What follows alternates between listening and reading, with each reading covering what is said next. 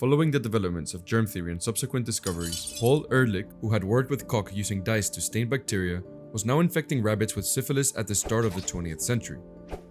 These experiments led to the development of the magic bullet, which was not a bullet, but instead specific chemicals used to kill microorganisms without affecting human tissue, sort of like a sniper. Him and his assistant Sahachiro Hata tested thousands of mice and rabbits before discovering that the bacteria responsible for syphilis could be killed by a compound called Salvarsan 606, the first magic bullet. Ehrlich's discovery was groundbreaking and inspired other scientists, including fellow German researcher Gerhard Domag, who discovered the drug Prontosil. This drug killed harmful bacteria and cured blood poisoning on mice, and it was later found to work on humans, as Domag was forced to use it to save the life of his seriously ill daughter. The invention of the magic bullet is argued to be the birth of modern medicine. Scottish doctor Alexander Fleming decided to go on vacation in 1928 as he was getting stuck with his research on bacteria. When he finally returned to his messy laboratory, he came back to an astonishing discovery. Fleming's lack of organization and maybe an open window led to a fortunate accident. A petri dish he had left out became contaminated with mold, which killed the bacteria he had been studying. This unexpected discovery revealed that the mold, later identified as penicillium, was capable of destroying certain harmful bacteria. This mold was the first true antibiotic. Thanks to Fleming's keen observation and a bit of luck during a holiday break, medicine gained a powerful tool to treat bacterial infections. Although Fleming discovered penicillin in 1928, it wasn't until 1941 that the first successful human trial took place. During the bloody First World War, medics would use antiseptics to prevent and clean infections, but these antiseptics essentially did not cure the patient. With the discoveries of antibiotics, however, medics could now save multiple lives on the battlefield.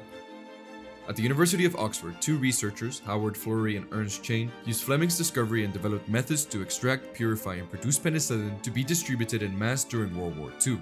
Under the threat of German bombs and luring dollars, Florey and Chain moved to America to develop penicillin at an industrial level. The University of Wisconsin in Madison perfected methods to cultivate, extract, and purify penicillin and mass produce it as it became an essential medicine across the battlefields of Germany and the islands of Japan. This miracle drug, extensively used during World War II, saved thousands of Allied lives. By D-Day, enough penicillin was made for all Allied troops at around 2.3 million doses, saving an estimated 15% of soldiers from dying. This project was so essential that you could compare it in significance to the Manhattan Project. Also during the Second World War, Dorothy Crawford Hodgkin and her team determined the molecular structure of penicillin, a crucial breakthrough that helped scientists understand how the antibiotic worked and improved its mass production, establishing it as a widely used and effective medicine. Alexander Fleming warned that misuse of antibiotics could lead to resistant bacteria, and he was right. In the 1940s and 50s, overuse in England led to resistance, making infections harder to treat and sometimes deadly. Antibiotics were also overused in farming to speed up animal growth. People then consumed these antibiotics through meat, which added to the problem. Now let's talk about surgery. Before the Renaissance, surgery faced three major problems: pain, infection, and bleeding. By the early 1900s, two of these, pain and infection, had been largely solved. However, bleeding remained a serious issue and continued to claim the life of many patients during surgery.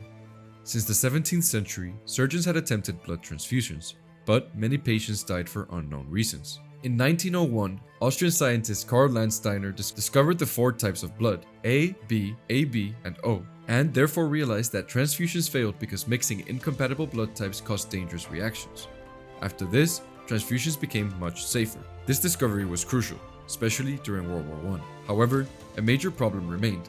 Blood couldn't be stored because it clotted quickly. This changed in 1914 when Belgian doctor Albert Huston found that adding sodium citrate prevented clotting, allowing blood to be stored and used later without the donor and patient being present at the same time.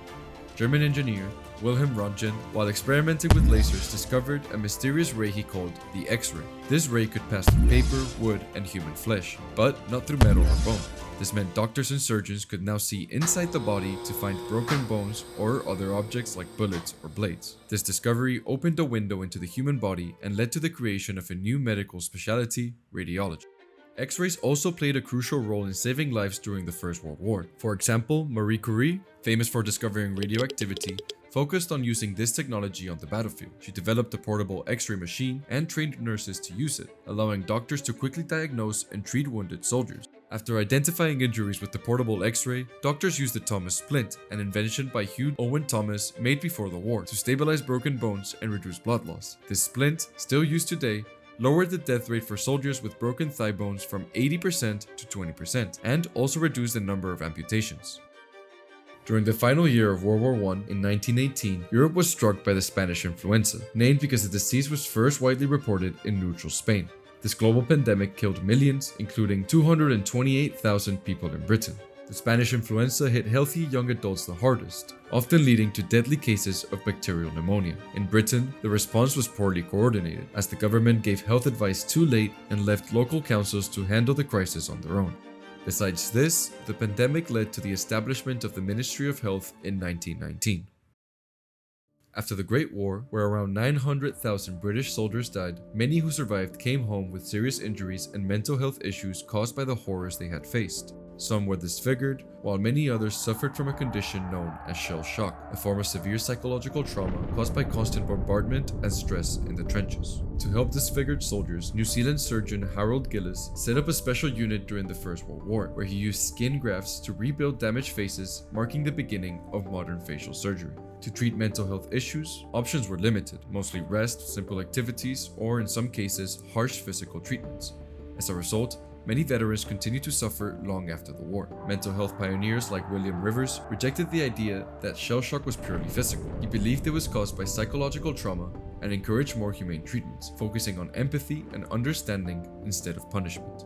As for social acceptance, sculptor Francis Wood created lifelike facial masks for soldiers with severe facial injuries, and engineer James Hanger developed prosthetic limbs for amputees. These efforts helped veterans regain confidence, supported their mental health, and made it easier for them to return to everyday life. These medical advancements continued into the Second World War, but with major improvement. The introduction of penicillin, as mentioned earlier, saved millions of lives by preventing and treating infections right on the battlefield. Dr. Charles Drew also transformed wartime medicine with his blood banking system, which allowed blood plasma to be safely stored and transported. Plasma helped replace lost fluids and treat shock, and his work ensured a steady supply, greatly improving survival rates for wounded soldiers.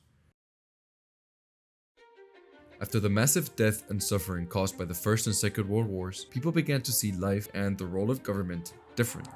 Many people began to question how a government that has sent so many soldiers to die could do more to support its people after the war. The wars also revealed serious health problems in Britain. Many volunteers were turned away because they were unfit to serve. When 3 million children were evacuated to the countryside, rural families were shocked by how poor and unhealthy city children were. In 1942, government civil servant William Beveridge published the Beveridge Report. It called for more government action to tackle 5 big problems, which he called the 5 giants: idleness from lack of jobs, ignorance from a lack of education, disease from poor healthcare, squalor from bad housing, and want because of poverty. The report became very popular, and for the first time, many people believed the government, after years of ignoring the poor, could actually help its citizens. Following the Beveridge Report and World War II, the Labour Party won a landslide victory and set out to build a comprehensive welfare state, expanding on the earlier liberal reforms. One of their most important achievements was the creation of the National Health Service, or NHS. As mentioned earlier, the NHS was inspired by the best-selling report of Sir William Beveridge and the devastating impact of World War I and World War II. In the aftermath of the wars, the Labour Party looked for a bold solution to ensure that everyone in the UK could access high-quality public healthcare. When Clement Attlee became Prime Minister in 1945, he appointed Knight Bevan as Health Minister. It was Bevan who led the charge to create the NHS as we know it today. When Bevan introduced his National Health Service Bill in 1946, it faced fierce resistance. A former chairman of the British Medical Association, also known as BMA, even compared it to German National Socialism, warning that the bill would turn the Minister of Health into a medical Führer. By 1947, Bevan had overcome opposition from local government bodies, voluntary hospitals, consultants, the Socialist Medical Association, and even dissent within the Labour cabinet. Yet the BMA remained the last major opponent. Despite the opposition, the NHS was successfully launched on July 5, 1948, where Bevan laid out 3 founding principles. First, that the service would be available to everyone. Second, that healthcare would be free at the point of use. And third, that care would be provided based on need and not on the ability to pay. The NHS revolutionized healthcare in Britain, drastically reducing infant mortality rates and improving overall health and life expectancy. However, financial struggles soon emerged. In 1951, budget cuts led to reduced NHS funding and prompted Bevan to resign. In 1952, charges were introduced for prescriptions, spectacles, and dental services. Underfunding continued to be an issue, though health outcomes still improved. Public health legislation also shaped the NHS role in society. After a 5-year campaign, tobacco advertisements were banned in 2005, followed by a public smoking ban in 2007, reducing smoking-related illnesses and hospital admissions.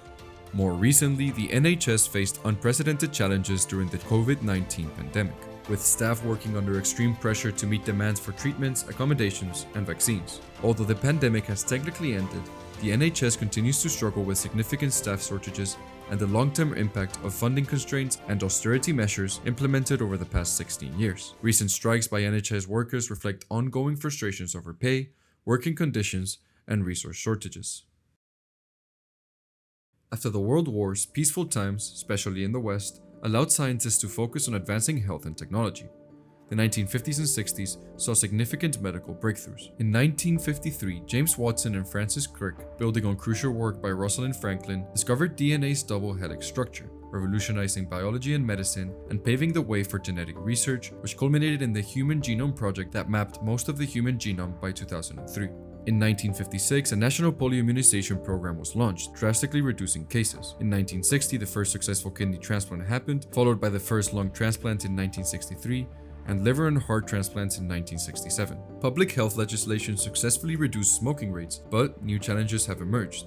Vaping has replaced cigarettes, and over 64% of adults in England are now considered overweight or obese.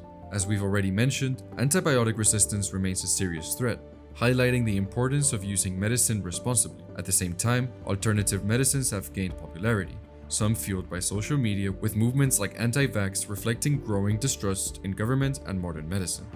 Other alternatives, such as psychedelic mushrooms, CBD, and THC, are now less criminalized and increasingly accepted for medical treatments. Today, we are fortunate to be at the end of this study guide and not at the beginning. We can prevent, treat, and even cure diseases better than ever before, leading to longer human lifespans. Now we have new challenges, worsening air quality, rising oceans, and even the possibility of microplastics in our brain. Thanks for watching, and good luck.